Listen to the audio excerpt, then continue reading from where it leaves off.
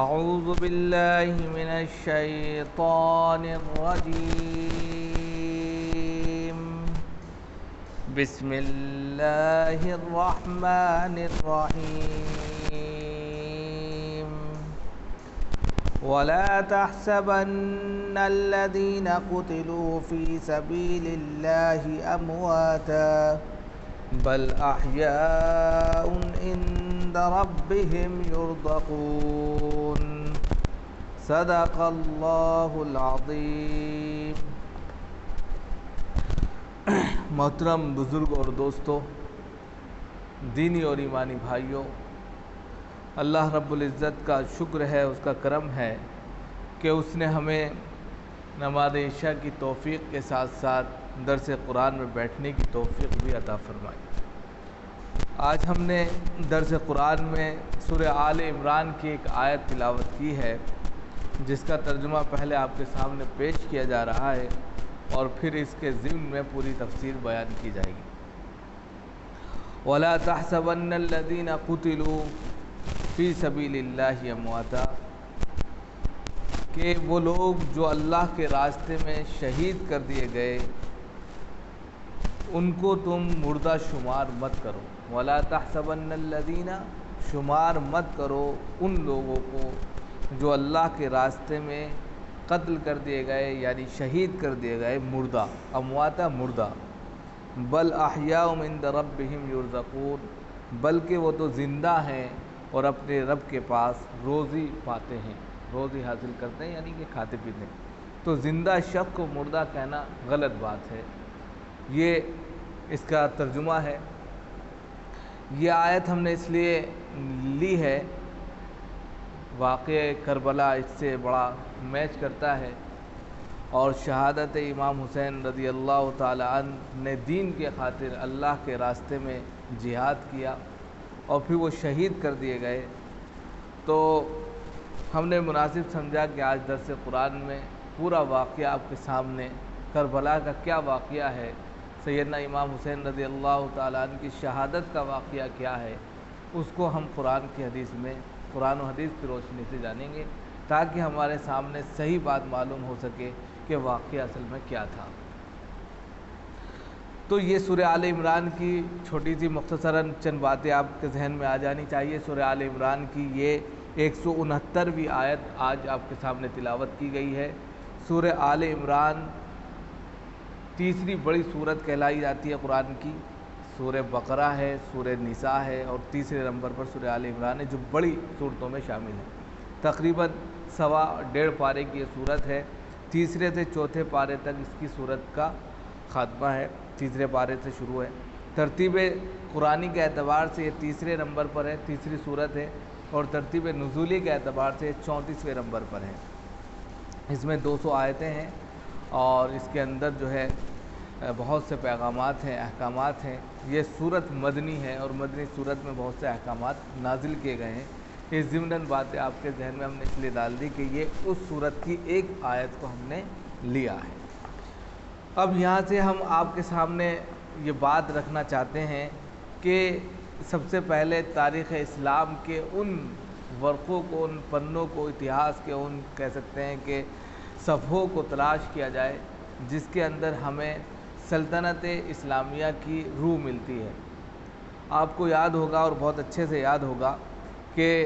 6 صدی عیسوی میں دنیا کے اندر کوحرام مچا ہوا تھا۔ انسانیت کو بھول چکی تھی اور اس طریقے سے وہ زندگی گزار رہی تھی جس طرح کتے اور بلی کی زندگی گزارتے ہیں۔ ان کے پاس کوئی مقصد اصلی نہیں تھا۔ تو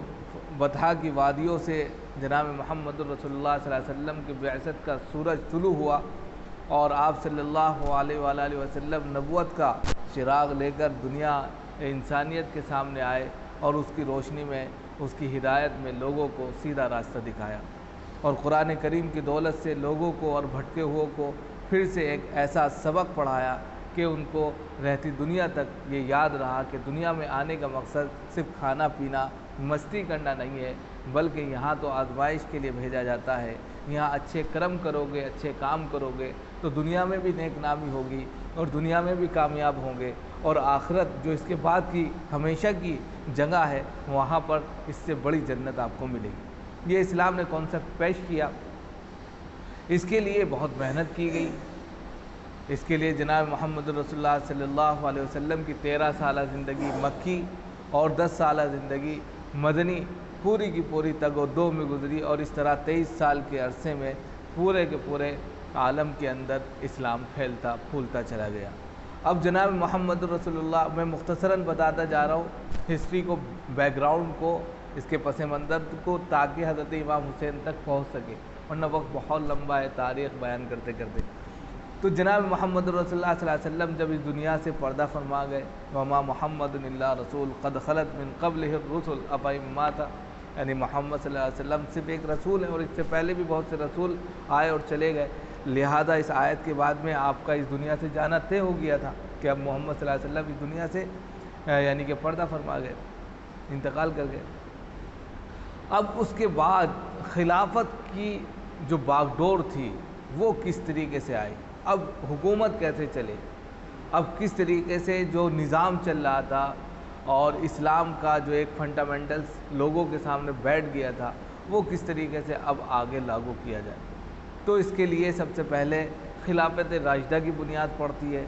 جس میں سیدنا ابو بکر صدیق رضی اللہ تعالیٰ عنہ کو پہلا خلیفہ مقرر کیا جاتا ہے۔ وہ 2 سال 2 مہینے کچھ دن خلافت کرتے ہیں اور وہ بھی اللہ کو پیارے ہو جاتے ہیں۔ پھر اس کے بعد انتخاب ہوتا ہے حضرت عمر بن خطاب کا،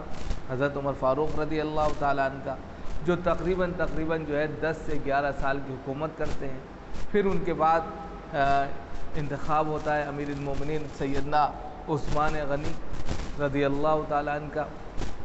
وہ تقریباً 5 سے 6 سال حکومت کرتے ہیں۔ اور پھر سب سے آخر میں خلافت راشدہ کے تحت سب سے آخری امیر جو متعین ہوتے ہیں وہ حضرت علی کرم اللہ وجہ ہوتے ہیں، اور وہ بھی تقریباً 5-6 سال ہی حکومت کر پاتے ہیں۔ اور اس طریقے سے 11 سے لے کر 30 سال تک، یعنی 11 سے لے کر بیچ میں 30 سال خلافت راشدہ کی حکومت رہتی ہے۔ 40 تک پہنچتے حضرت علی کرم اللہ وجہ کی شہادت کا واقعہ بھی پیش آ جاتا ہے۔ تو تقریباً بیچ میں یہ 30 سال ہیں، ان 30 سالوں میں 4 خلیفہ ہوئے، جن 4 خلیفہ کو خلافت راشدہ کا لقب دیا جاتا ہے۔ حضرت عمر فاروق، حضرت ابو بکر، حضرت عمر فاروق، حضرت عثمان اور حضرت علی کرم اللہ وجہ رضی اللہ تعالیٰ عنہ مجمعین، یہ چاروں کے چاروں خلیفہ خلفائے راشدین مہدیین ہیں، اور ان کی خلافت وہ خلافت ہے جس کے لیے آپ صلی اللہ علیہ وسلم نے کہا تھا کہ میرے بعد سنتی و سنت الخلفاء الراشدین المہدیین، میرے بعد یعنی میری سنت اور میرے بعد خلفاء راشدین مہدیین کی سنت، وہ سنت ہوگی عضوا علیہ بالنواجذ، جس کو آپ دانتوں سے داڑھوں سے پکڑ کر رکھنا اور اس پر عمل کرتے رہنا، ہدایت پا جاؤ گے۔ تو یہ خلافت راشدہ ہے۔ اب خلافت راشدہ اس کو خلافت راشدہ کے بعد یعنی حکومت وہ حکومت تھی جس پر اسلامی فنڈامنٹلز اور اسلامی نظام قائم ہوتا تھا، شخصی حکومت نہیں ہوتی تھی۔ شخصی کا مطلب یہ ہے کہ باپ کے بعد بیٹا، بیٹا کے بعد پھر بیٹا، پھر اس کا پوتا، اس طریقے سے وہ نہیں حکومت تھی، بلکہ جو بھی تمام لوگوں میں سب سے اعلیٰ، سب سے افضل، سب سے پوتر، سب سے محترم، سب سے متقی، پرہیزگار ہوتا تھا، اس کو جو ہے اپنا خلیفہ مقرر کیا جاتا تھا تاکہ وہ عوام کی بھلا اور ان کے بھلائی کے لیے کام کر سکے۔ لیکن 40 سال کے بعد جو ہے یہ سلسلہ منقطع ہوتا نظر آیا۔ 40 سال کے بعد حکومت کی گدی جو ہے 2 سمتوں میں بڑھتی چلی گئی۔ سیدنا علی کرم اللہ وجہ کے بعد سیدنا امام حسن رضی اللہ تعالیٰ عنہ کو خلافت سونپی گئی، تو ادھر بنو امیہ کے سب سے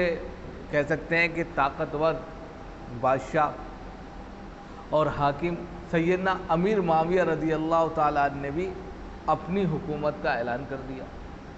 اب اس دوران جو ہے لڑائی اور جھڑپیں ہونے لگی، اس میں کیونکہ حضرت امیر معاویہ بھی امیر بننا چاہتے تھے اور حضرت حسن رضی اللہ تعالیٰ عنہ امیر بن چکے تھے حضرت علی کے بعد۔ تو جب دیکھا کہ بہت زیادہ جانوں کا نقصان ہو رہا ہے، کسی طرح اونٹ کسی کروٹ بیٹھنے کے لیے تیار نہیں ہے، تو حضرت امام حسن رضی اللہ تعالیٰ عنہ نے حضرت امیر معاویہ کے ہاتھ پر بیعت کر لی تھی اور ان کو امیر متعین کر دیا تھا صلح صفائی کے ساتھ، یعنی صلح کر لی تھی کہ بھائی یہ لڑائی جھگڑا نہ ہو، کیونکہ وہ بہت ہی امن پسند انسان تھے کہ میری وجہ سے لوگوں کی جانیں جائیں، لڑائی اور جھگڑا ہو۔ تو انہوں نے ان کے ہاتھ پر آ کر بیعت کر لی، صلح کر لی کہ آپ حکومت کریں، لیکن حکومت اس طرح کریں کہ کوئی کسی کو نقصان نہ ہو، یہ صلح۔ اب اس صلح میں چند نکتے بھی تھے، اس صلح میں کچھ نکات پیش کیے گئے تھے، کچھ شرطیں لگائی گئی تھیں، وہ شرطیں سب سے اہم ہیں اس واقعے کے لیے۔ اس میں سب سے بڑی شرط یہ لگائی گئی تھی کہ جب تک امام حسن زندہ ہیں تو حضرت امام معاویہ کے بعد جو بھی خلیفہ بنے گا تو امام حسن رضی اللہ تعالیٰ عنہ بنے گا، یہ شرط تھی۔ دوسری شرط یہ ہے کہ اگر خدا نخواستہ وہ نہیں ہے تو وہ امیر متعین کیا جائے گا جو لوگوں میں سب سے زیادہ فائق ہے، محترم ہے، متقی اور پرہیزگار ہے۔ یہ طے تھا، اس شرط میں تھا، یعنی کہ باپ کے بعد بیٹے کو نامزد نہیں کیا جا سکتا، بلکہ جو لوگوں میں سب سے افضل ہوگا، جس کو لوگ مانیں گے، اس کو متعین کیا جائے گا۔ اب خدا بیچ میں درمیان میں حضرت امام حسن کو شہید کر دیا گیا، تو حضرت جب تک امام حسن رضی اللہ تعالیٰ عنہ زندہ رہے تو حضرت امیر معاویہ کے ایک بہت ہی خاص کہہ سکتے ہیں کہ معتمد علیہ صحابی رسول صلی اللہ علیہ وسلم حضرت مغیرہ تھے، وہ ان کے مشیر کار بھی رہتے تھے۔ انہوں نے ایک مرتبہ یہ اظہار کیا کہ اپنے بیٹے کو نامزد کر دو، خلیفہ نامزد کر دو، یعنی کہ بیعت لے لو۔ یزید ان کے بیٹے کا نام تھا، حضرت امیر معاویہ کے بیٹے کا نام یزید تھا۔ تو انہوں نے ان کی موجودگی میں بالکل سختی سے کہا کہ نہیں، یہ نہیں ہو سکتا، امام حسن سے ہمارا معاہدہ ہوا ہے کہ ان کے ہوتے ہوئے میں نامزد کر ہی نہیں سکتا۔ پھر اللہ کا کرنا یہ ہوا کہ امام حسن رضی اللہ تعالیٰ عنہ کی شہادت کا واقعہ پیش آیا، تو پھر 49 ہجری کے بعد، یعنی 40 سے ان کی حکومت حضرت امیر معاویہ کی چلتی رہی، 49 میں 45 کے بعد امیر معاویہ رضی اللہ حضرت حسن کا بھی انتقال ہو جاتا ہے، یعنی کہ شہید ہو جاتے ہیں۔ 49 ہجری میں حضرت مغیرہ کے کہنے پر پھر انہوں نے بیعت لینا شروع کی، تو جیسے بیعت کا نام ہوا حضرت یزید کے نام سے، تو سب کے سب لوگ جو ہے برگلا گئے، ماننے کے لیے تیار نہیں ہوئے، تو بیعت کا سلسلہ رک گیا، وہیں کہ وہیں دفن ہو گیا کہ آگے بات نہیں بڑھی، اور وہیں کہ وہیں جب رک گیا اس کے بعد میں یہ بات نکل چکی تھی، یہ بات وہاں سے نکل کر الگ الگ جگہوں پر جا چکی تھی، اور خاص طور سے عراق اور شام تک پہنچی گئی تھی۔ عراق اور شام دونوں ایسے ملک تھے کہ جو بہت ہی زیادہ اہمیت رکھتے تھے۔ عراق کی جو راجدھانی تھی وہ کوفہ تھی، عراق کی راجدھانی کوفہ تھی، اور شام کی راجدھانی دمشق تھی۔ عراق کے جو لوگ تھے وہ حضرت علی کو بہت مانتے تھے، اور جو شام کے لوگ تھے، دمشق کے لوگ تھے، وہ حضرت امیر معاویہ کو بہت مانتے تھے۔ لیکن حضرت حسن کی صلح کے بعد یہ آپس میں ایک تو ہو گئے تھے، لیکن دل سے ایک نہیں ہوئے تھے، اندر اندر بغض رہتا تھا۔ جیسے ہی ان کو پتہ چلا کہ یہاں پر جو ہے خلافت لی جا رہی ہے، تو شام کے ہم نوائیوں نے لیٹر پر لیٹر لکھ دیے، وفود بھیجے کہ یزید سے بڑھ کر کوئی نہیں ہو سکتا، یعنی کہ ہم نوائی میں یزید کی بیعت لینا پر وہ متفق ہو گئے۔ جب متفق ہو گئے تو مدینہ میں یہ بات پہنچی۔ مدینہ میں اس وقت حضرت امام حسین رضی اللہ تعالیٰ عنہ، حضرت امام حسین کا تذکرہ یہاں سے شروع ہوتا ہے۔ حضرت امام حسین رضی اللہ تعالیٰ عنہ، عبداللہ ابن عباس، عبداللہ ابن زبیر، عبداللہ ابن مسعود، عبداللہ ابن عمر رضی اللہ تعالیٰ عنہ، اور عبد الرحمن بن ابو بکر، یہ صحابی رسول ابھی موجود تھے، اور انہوں نے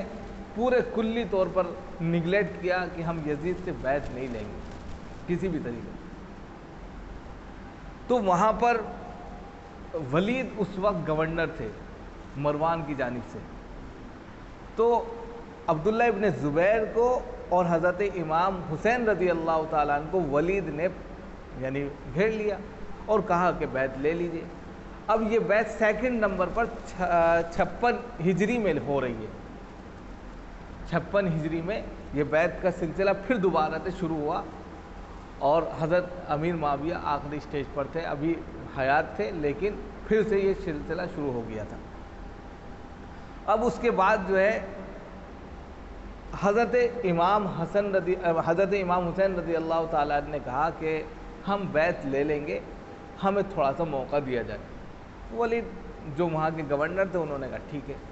حضرت عبداللہ ابن زبیر رضی اللہ تعالیٰ نے کہا کہ میں کل آ کر بیعت لوں گا، اور وہ وہاں سے نکل گئے.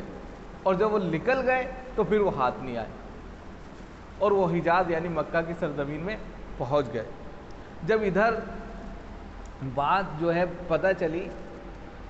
کہ ولید نے موقع گوا دیا، تو مروان بن ملک نام ہے، تو ان کو جب پتہ چلا تو انہوں نے ان کو بہت سختی سے ڈانٹا کہ اب تمہارے ہاتھ زبیر نہیں آئیں گے. وہ چلے گئے. عبداللہ ابن زبیر اب تمہارے ہاتھ نہیں آ سکتے. امام حسین رضی اللہ تعالیٰ عنہ بھی جب دیکھا کہ اگر یہاں رہے ہم تو بیعت کرنی پڑے گی لا محالہ، لہذا وہ مدینہ چھوڑ کر مکہ آ گئے.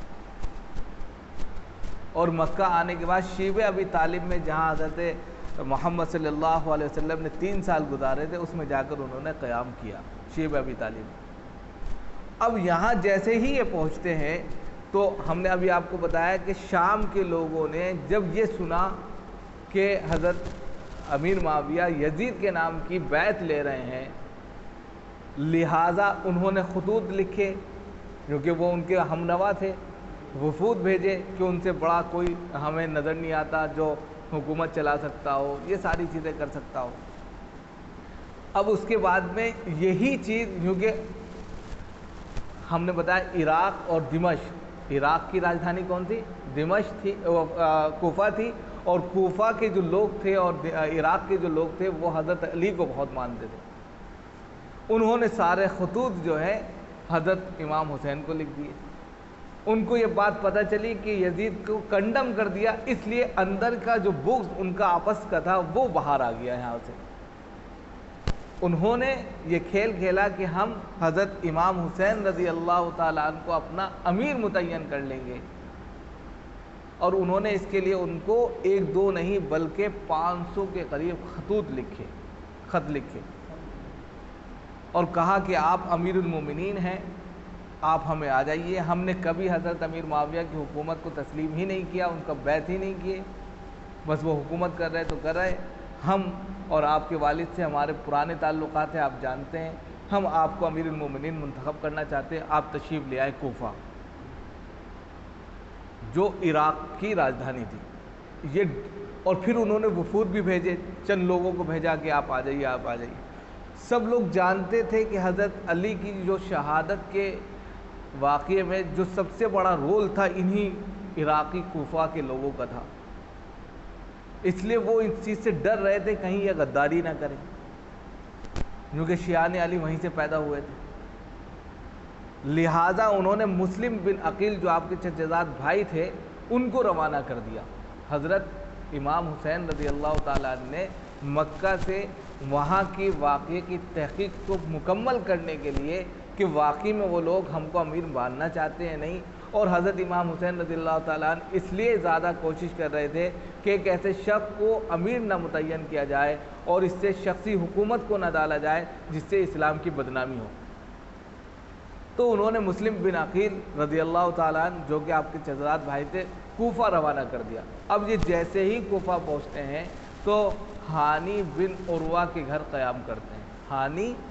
بن عروہ یہ محب اہل بیت سے بڑی محبت کرتے تھے، یعنی کہ حضرت محمد صلی اللہ علیہ وسلم کے اہل بیت کے سب سے زیادہ حامی اور مددگار تھے اور بہت زیادہ چاہتے تھے ہانی بن عروہ. اب اس کے بعد میں جو ہے جیسے ہی وہاں ان کے گھر پہنچے تو لوگ ان کے ہاتھ پر بیعت کرنے لگے. پہلے دن 12,000 لوگوں نے بیعت کی مسلم بن عقیل کے ہاتھ میں، پھر بڑھتے بڑھتے 18 ہوئے اور لاسٹ میں اپنے انتقال سے ایک دن 40,000 لوگ ان کے ہاتھ پر بیعت کر چکے تھے. 40,000 لوگوں نے بیعت کر لی کوفہ کے لوگوں نے. تو ادھر سے انہوں نے لیٹر لکھ دیا حضرت امام حسین کو کہ یہاں کے حالات سازگار ہیں، 40,000 لوگوں نے میرے ہاتھ پر بیعت کر لی ہے، آپ آ جائیں، 1,00,000 تلواریں آپ کے ساتھ ہیں، یعنی 1,00,000 فوجی آپ کی ہم نوا میں ہو جائیں گے۔ یہ لیٹر انہوں نے 8 ذی الحجہ 60 ہجری کو لکھا، یہ روانہ ہی کیا۔ ادھر سے جو ہے نعمان بن بشیر جو گورنر تھا کوفہ کا، نعمان بن بشیر، وہ بھی نہیں چاہتے تھے کہ کسی طرح یزید جو ہے خلیفہ بنے۔ میں بالکل ڈیپلی آپ کو بتاتا جا رہا ہوں کیونکہ عام طور پہ ان چیزوں کو جانتا کوئی نہیں ہے۔ نعمان بن بشیر جو تھے کوفہ کے خلیفہ تھے، اور وہ بھی نہیں چاہتے تھے کہ یزید جو ہے تخت شاہی پر جلوہ افروز ہو اور وہ امیر بنے، اس کی بیعت لی جائے۔ اس لیے چپکے جو حضرت امام حسین بیعت لے رہے تھے اور 40,000 کی تعداد میں ہو گئی تھی، تو کچھ لوگ یزید کے ہمنوا جو کوفہ میں رہتے تھے، انہوں نے آ کر ان کے سامنے جو گورنر تھے نعمان بن بشیر کہا کہ ایسا محسوس ہوتا ہے کہ آپ کو کچھ پتہ ہی نہیں حکومت میں کیا چل رہا ہے، کہ مسلم بن عقیل جو ہے ان کے خلاف، یزید کے خلاف بیعت کر رہے ہیں۔ تو جیسے انہوں نے کہا یزید کے خلاف بیعت کر رہے ہیں، تو انہوں نے کہا کہ میں اپنی گورنری کے ہوتے ہوئے خدا سے جنگ مول نہیں لے سکتا۔ تو اس نے یہ رپورٹ جو ہے یزید تک پہنچا دی۔ اب یزید کے پاس جیسے یہ بات پہنچی کہ نعمان بن بشیر جو گورنر ہیں وہ دلچسپی نہیں لے رہے ہیں اور ان کو چھوڑ دیے جا رہے ہیں، خاموش ہے، تو اس کے بعد فوراً ان کو معزول کر دیا، اور معزول کرنے کے بعد دمشق میں جو ابن زیاد سپہ سالار تھے، وہاں کے گورنر تھے، دمشق سے ان کو بلا لیا، اور دمشق سے ان کو بلا کر کہہ دیا کہ آپ گورنر ہیں۔ اب جیسے عبید اللہ بن زیاد نام ہے ان کا، عبید اللہ بن زیاد جیسے ہی آتے ہیں کوفہ تو اپنے جاسوسوں کا پھیلا دیتے ہیں، اور جاسوسوں کو پھیلانے کے بعد پتہ چلتا ہے کہ امام مسلم بن عقیل جو ہیں وہ ہانی بن عروہ کے گھر میں بیعت لے رہے ہیں، تو ہانی بن عروہ کو وہ گرفتار کر لیتے ہیں ان کی فوج۔ جب گرفتار کر لیتے ہیں حضرت مسلم بن عقیل کو یہ بات پتہ چلتی ہے، تو وہ ایک روایت کے مطابق آتا ہے 4,000 فوج کو لے کر محاصرہ کر لیتے ہیں ابن یزید کے گورنر ہاؤس کا، اور ایک روایت میں آتا ہے کہ 18,000 فوج کو لے کر وہ گورنر ہاؤس کا محاصرہ کرتے ہیں، گھیراؤ کرتے ہیں کہ آپ نے حالہ بن عروہ کو یعنی کہ پکڑا کیوں۔ تو جب وہ گورنر ہاؤس میں وہ 18,000 لوگ جاتے ہیں تو وہاں بڑے بڑے اپنے سرداروں کو دیکھتے ہیں جو کوفہ کے تھے، ان کو عبید اللہ بن زیاد نے بڑی بڑی رشوتیں دے کر اپنا ہمنوا بنا لیا تھا، خرید لیا تھا، گویا کہ ان کی باتیں مان لی تھی، اور ان سے کہا تھا کہ یہ یہاں دکھنے نہیں پائیں۔ تو انہوں نے اپنے قبیلے کے لوگوں کو، ماں نے بیٹے کو، بھائیوں نے اپنے بھائیوں کو اس طریقے سے یعنی کہ سمجھایا یا کہا کہ وہ مسلم بن عقیل کو تنے تنہا چھوڑ کر سب کے سب 18,000 لوگ سب کے سب چھوڑ کر چلے گئے، ایک بندہ بھی ان کے ساتھ نہیں آیا۔ اب بتائیے اس سے بڑی غداری کیا ہوگی کہ آپ نے 40,000، اور انہوں نے یہاں تک بیعت کی تھی کہ اگر ہم بیعت کرتے ہیں آپ کے ہاتھ پہ، اگر ہم غداری کریں تو ہماری عورت کو طلاق ہو جائے اور ہمارے غلام آزاد ہو جائیں، یہاں تک انہوں نے بیعت کی تھی۔ اس کے باوجود انہوں نے جیسے عبید اللہ بن زیاد نے زیادتی کی، سختی کی، اور ان کے ہمنوا سرداروں کو جو الگ الگ قبیلوں سے تھے ان کو چند پیسے دیے، اور ان کی خاطر وہ تتر بستر پورا لشکر ہوا۔ کہتے ہیں کہ مغرب تک جو ہے 10 لوگ بچے تھے، اور آخر میں وہ تنہا بچے رہ گئے، اور کوئی فرسان حال نہیں تھا، اور کوئی ان کو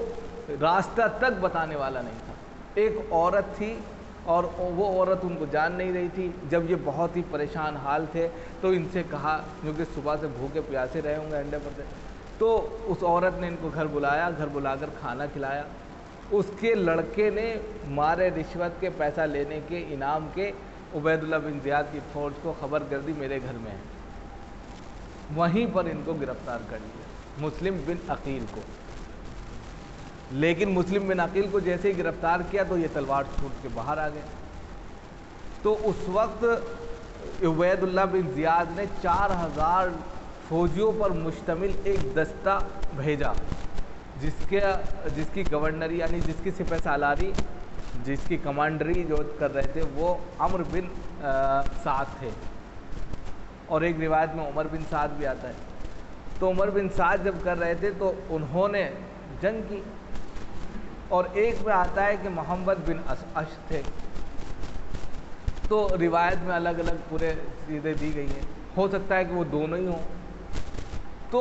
تلوار چھوٹ لی، وہ لڑتے رہے، کب تک لڑتے؟ 4000 کا مقابلہ اکیلا بندہ کب تک کرتا؟ تو زخموں سے چور ہو کر پھر گھر میں آ گئے، لیکن کسی کی ہمت نہیں ہوتی تھی، تو گھر کو آگ لگا دی، اس کے دھوئیں سے ان کا دم گھٹنے لگا۔ تب بھی جب کوئی سامنے آتا تو تلوار لے کے کھڑے ہو جاتے۔ تو محمد بن اشعث نے کہا کہ تم اپنے آپ کو ہلاک کیوں کرتے ہو؟ ہم تمہیں امان دیتے ہیں، لہذا تم جو ہے زندہ رہو۔ محمد بن اشعث نے ان کو امان دی، امان دینے کے بعد میں یزید کے سامنے پیش کر دیا، اور پھر غداری تو تھی۔ تو انہوں نے کہا کہ مجھے پتا تھا کہ تم کچھ نہیں کر سکتے، میرا اس وقت قتل ہونا، شہید ہونا طے ہے، بس میری ایک بات تم مان لو۔ محمد بن اشعث نے کہا کہ وعدہ کرو یہ بات تم امام حسین رضی اللہ تعالیٰ عنہ تک پہنچا دو گے کہ وہ کوفہ نہ آئے۔ انہوں نے کہا ٹھیک ہے، میں پکا وعدہ کرتا ہوں، یہ پہنچا دوں گا، اور ان کو اوپر لے جایا گیا، گردن کاٹ کے ان کا دھڑ اور یہ گلا پورا الگ پھینک دیا گیا۔ اب ادھر یہ واقعہ 8 ہجری کو پیش آیا، 8 ذی الحجہ کو پیش آیا، 9 ذی الحجہ کو۔ امام مسلم کا واقعہ کب پیش آیا؟ 9 ذی الحجہ کو، اور لیٹر جو ہے اس سے پہلے پہنچ گیا تھا۔ تو امام حسین رضی اللہ تعالیٰ مکہ سے 8 کو، ایک دن پہلے نکل چکے تھے۔ 8 ذی الحجہ کو امام حسین رضی اللہ تعالیٰ چند لوگوں پر مشتمل اپنے پورے خاندان سمیت وہاں سے نکل چکے تھے، اور ایک دن کے بعد ان کو شہید کر دیا جاتا ہے۔ اب یہ راستے میں تھے، بہت سے لوگوں نے منع کیا، امام حسین رضی اللہ تعالیٰ، عبداللہ ابن زبیر نے منع کیا، عبداللہ ابن عباس نے منع کیا، عبداللہ ابن کہہ سکتے ہیں کہ عمر نے منع کیا، بہت منع کیا کہ وہ لوگ غدار ہیں، دھوکے باز ہیں، اور آپ نہ جائیں، آپ مکہ ہی میں رہیں، آپ کہیں اور چلے جائیں، لیکن آپ وہاں مت جائیں، بغاوت کی بو آ رہی ہے، بہت کہا، لیکن تقدیر کے سامنے وہ مجبور تھے، لہذا وہ چلتے چلے گئے۔ تو راستے میں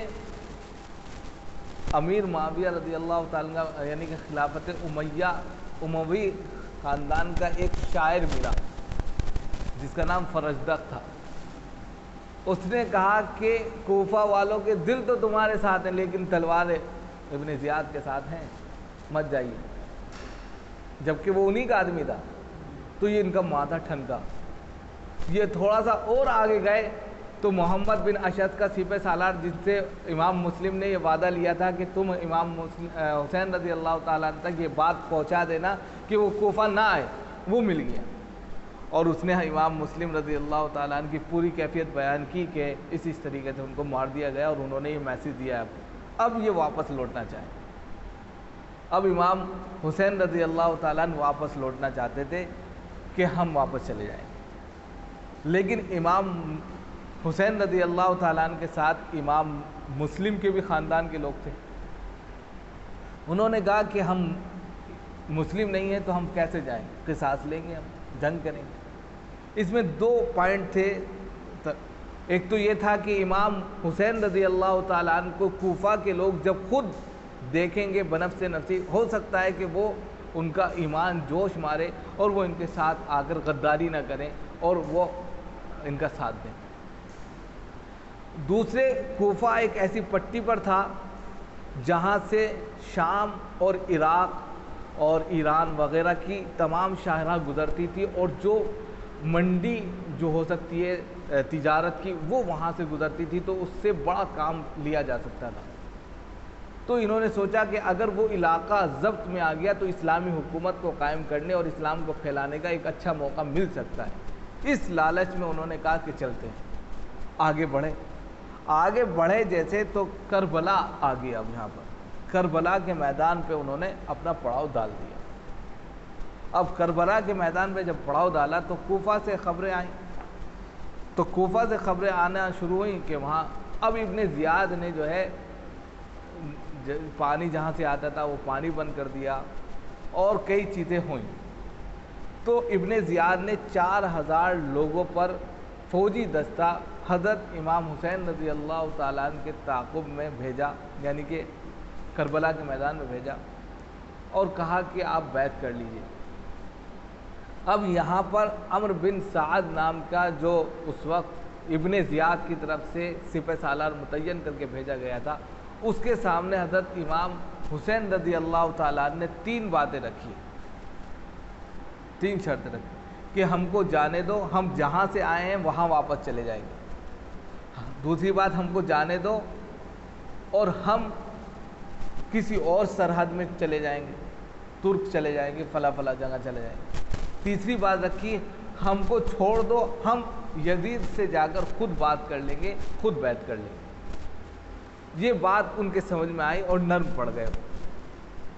انہوں نے عبید اللہ بن زیاد کو لیٹر یہ میسج کر دیا کہ بھائی وہ اس طرح چاہتے ہیں۔ انہوں نے سختی سے کے ساتھ کہا رہے تمہارے بس کی بات نہیں ہے، ارے ہٹاؤ دو۔ تو شمر نام کا ایک شخص تھا، اس کو 5000 فوجی دستہ دے کر روانہ کر دیا اور کہا کہ بیعت لینی ہے، بس ڈن کر دیا، ورنہ میرے سامنے لے آؤ، یا تو وہ بیعت لیں یا میرے سامنے لے کر آؤ۔ اب اس کے بعد میں امام حسین رضی اللہ تعالیٰ عنہ نے کہا کہ میں ایسا شخص وہ نہیں ہوں کہ ڈر کے مارے میں بیعت لے لوں، جو چیز غلط ہے اس کے خلاف میں بیعت نہیں کر سکتا، یہ اسلام کی روح کے خلاف ہے، اسلامی پرمپراؤں کے خلاف ہے۔ یزید کسی بھی طرح حکومت کا اہل نہیں ہے، اس کی بہت ساری ایسی باتیں ہیں جو اس سے کہیں اچھے اصحاب یہاں موجود ہیں، لہٰذا اس چیز کا میں تسلیم نہیں کر سکتا، میرے نانا کی روح کیا گواہی دے گی اور میں اپنے نانا کو کیا جواب دوں گا۔ انہوں نے ایک حدیث پڑھی اور حدیث کا مفہوم یہ تھا کہ میرے نانا یعنی آپ صلی اللہ علیہ وسلم نے بتایا کہ جو جابر و ظالم بادشاہ کو جانتے ہوئے اور اس کی ایکٹیویٹی کو سمجھتے ہوئے، یہ جانتے ہوئے کہ یہ خراب ہے اور اس سے بہتر لوگ موجود ہیں، اور پھر اس کی ہمنوائی میں اس سے بیعت لے تو وہ دونوں جہنم میں، وہ دونوں جہنم میں، لہذا میں بیعت نہیں لے سکتا۔ انہوں نے صاف انکار کیا، اور جب صاف انکار کیا تو انہوں نے حملہ شروع کر دیا۔ جب حملہ شروع کیا تو پھر دھیرے دھیرے 72 لوگوں پر مشتمل یہ قافلہ، جنگ سے پہلے حضرت امام حسین رضی اللہ تعالیٰ عنہ نے اپنے پورے قافلے سے کہہ دیا تھا آپ میں سے جو جانا چاہتا ہے چلا جائے اور جو رہنا چاہتا ہے وہ ہمارے ساتھ رہ سکتا ہے۔ لہٰذا جتنے بھی لوگ تھے اس میں سے سب لوگ جا چکے تھے، صرف 72 لوگ بچے تھے جو ان کے بالکل خاص تھے، اور آخری دم تک جب تک انہوں نے اپنی جان افری کے سپرد نہیں کر دی اس وقت تک وہ لڑتے رہے۔ آخر میں تن تنہا فجر کے بعد سے لے کر یہ واقعہ 10 محرم 61 ہجری کا ہے، 10 محرم الحرام 61 ہجری، جس کو آپ یوم عاشورہ کہتے ہیں، 61 ہجری ہو گئی تھی۔ تو فجر سے لے کے مغرب تک کہتے ہیں کہ شام کے وقت تن تنہا یہ جب بچے تو کسی کی ہمت نہیں ہو رہی تھی کہ ان کو مار سکے، یعنی کہ کوئی بھی مارنا بھی نہیں چاہ رہا تھا اور ہمت بھی نہیں ہو رہی، یہ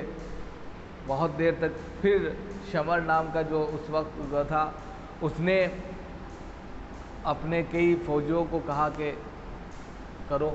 مارو، تو اس میں سے کئی فوجی آگے بڑھے اور انہوں نے، ایک نے آپ کے دستے مبارک یعنی کاندھے پر تلوار چلائی، ایک نے گھوڑے پر ماری اور ایک نے گردن پر ماری، اور اس طرح آپ زخمی ہو کر گر گئے۔ اور جب زخمی ہو کر گر گئے تو پھر آپ کو یزید کے سامنے پیش کیا گیا، اس حال میں کہ آپ کے گردن کو الگ کر دیا گیا تھا اور 72 کے 72 لوگوں کے سروں کو نیزوں پر لٹکا کر یزید کے سامنے پیش کیا گیا تھا، اور اس کے بعد آپ کے یعنی کہ جسم مبارک کو گھوڑوں کی ٹوپوں سے راندا گیا تھا۔ اتنے بھیانک طریقے سے جو ہے یہ واقعہ پیش آیا۔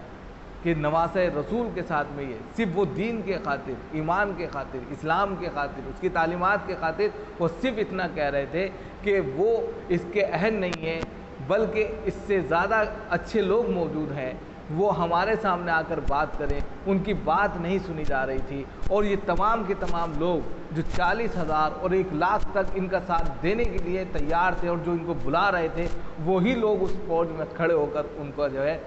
نیزے کے اوپر جو ان کی گردنیں اچھال کر چل رہے تھے۔ کوفہ کے وہی لوگ جنہوں نے آ کر ابھی مسلم بن عقیل کے ہاتھوں بیعت کی تھی، وہی پوری فوجی دستہ آپ کے خلاف کھڑے ہو کر آپ کو نیزوں پر اٹھا کر جو ہے مستی کر رہا تھا۔ اور پھر یہ پورا واقعہ جب پیش آیا تو زمین کانپ اٹھی۔ یہ پورا واقعہ تھا، اسی کو یہاں پر پیش کیا گیا ہے کہ اب خود بتائیے، اس میں دو چیزیں تھیں، ایک ڈھول بھی تھا اور ایک جو ہے نماز تھی۔ حضرت امام حسین رضی اللہ تعالیٰ عنہ اپنی شہادت کے وقت بھی نماز سجدہ ریزی میں تھے، اور دوسری طرف ڈھول بج رہا تھا۔ آج کے وقت میں جو اب میں یہاں اس وقت کی منظر کشی کر رہا ہوں کہ آج کے وقت میں ہم ڈھول بجاتے ہیں، ماتم کرتے ہیں اور نہ جانے کیا کیا تعزیہ نیازی کرتے ہیں۔ اب اس کو اس تاریخ کی روشنی میں دیکھیے، ڈھول بجانے والے کون تھے؟ جو خوشی منا رہے تھے ان کی موت پر، ان کے شہادت پر، ان کے قتل پر، ان کے